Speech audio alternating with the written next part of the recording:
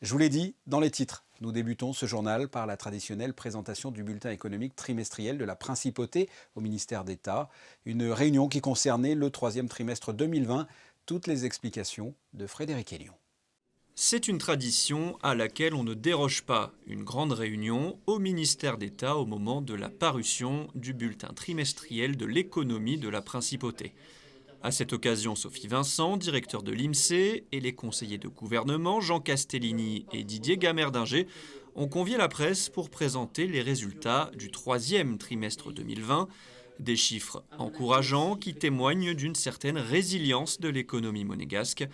La saison estivale, notamment juillet et août, a permis le rebond de la majorité des indicateurs économiques. La saison estivale a permis le rebond de la majorité des indicateurs économiques.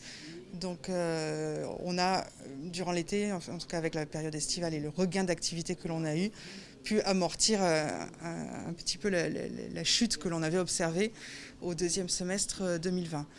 Bien évidemment, on ne retrouve pas les niveaux des années antérieures à ce stade, en tout cas pas de l'année 2019, puisqu'on accuse quand même encore en cumul une baisse du chiffre d'affaires de 11,5%. Et en septembre, on observe à peu près 4000 emplois en moins par rapport à septembre 2019. Mais on voit que ces indicateurs sont à la hausse par rapport à juin 2020. Le mois de septembre a été, lui, beaucoup moins bon que les années précédentes à cause de l'annulation de grands événements comme le Yacht Show. Durant le quatrième trimestre et le début d'année prochaine, Monaco continuera de subir les restrictions de circulation décidées dans l'Union européenne et au niveau international.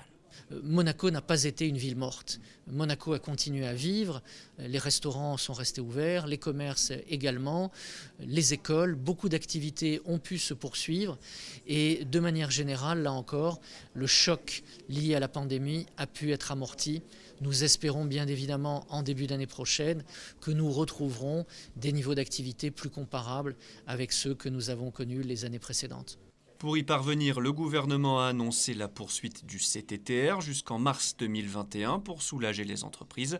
La CARE a également été prolongée.